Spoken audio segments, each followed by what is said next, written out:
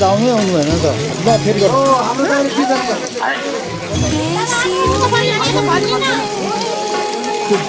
गर्नु घर यस्तो भयो भने ढिलो हुन्छ तपाईँ त अघि नुहाएर जानु भएन